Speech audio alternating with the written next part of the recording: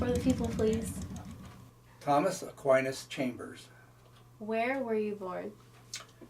I was born in Westchester, Pennsylvania on February 2nd, 1940, Groundhog's Day. What are some words you use to describe yourself by? Father, grandfather, U.S. Marine, former mayor, friend, amateur musician.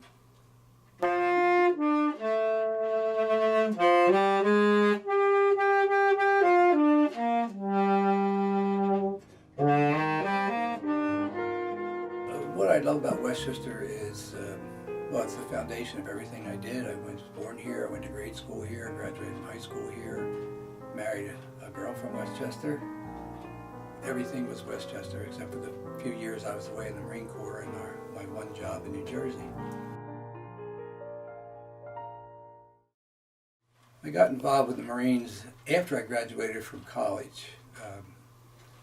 I was going to be a lawyer and I was accepted to law school, but after about less than a year in law school I decided that I didn't want to be a lawyer, or didn't feel like I wanted to be a lawyer.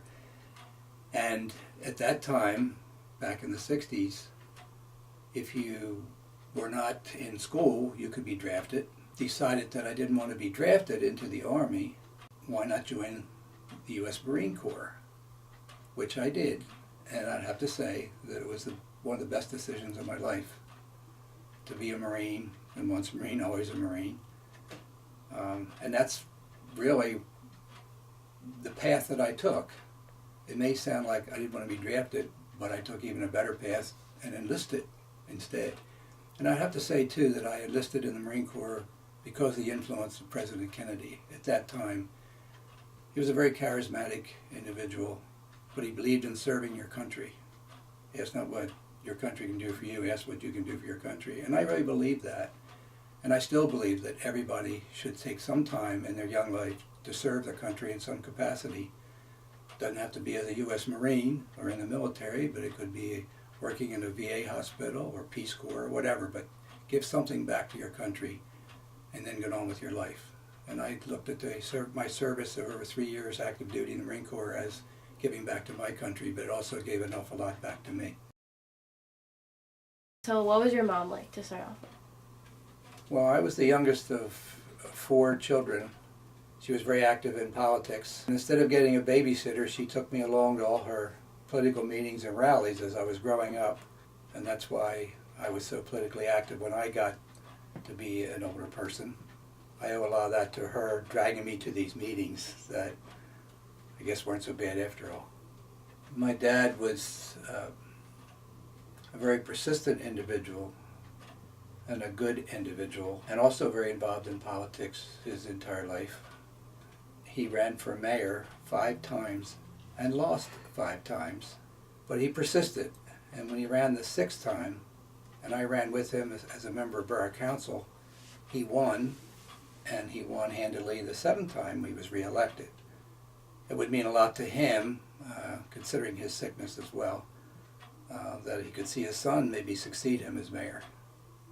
Mm-hmm. So I ran, and it was a tough race, but I was fortunate enough to win the race.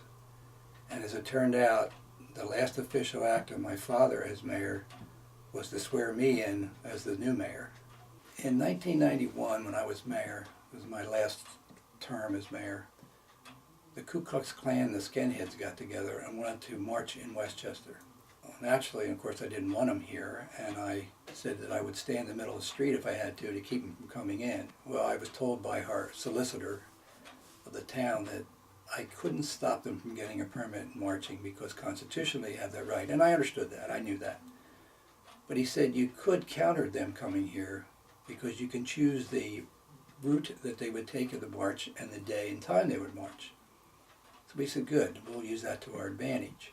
We formed a Shun the Klan organization and organized what we called the Community Unity Day Rally. And the whole idea of the Community Unity Rally was to draw people away from the march so they wouldn't go out of curiosity see what the Klan and the skinheads were doing marching up the streets of Westchester. At the same time they're marching, we would be celebrating unity in our community. And as it turned out, only hundreds of people saw them march, and 2,000 people attended our unity rally. So the idea is we successfully turned our backs and shunned the Klan when they came here, trying to get some notoriety. And I think they were kind of embarrassed from what I heard, and they only marched for 10 minutes and were so happy from what I heard from the police at the time that they were so glad to get out of Westchester because it was not a welcoming thing for them. I think the best advice would be, no matter what position you hold, whether it be a low-end position, a high-end position, or somewhere in the middle, don't ever take yourself too seriously. Because once you do that, you lose focus and you lose what's really important, and that's serving other people and helping other people. Be nice to people, be kind to people, and serve where you can. And hopefully I'm doing that in retirement.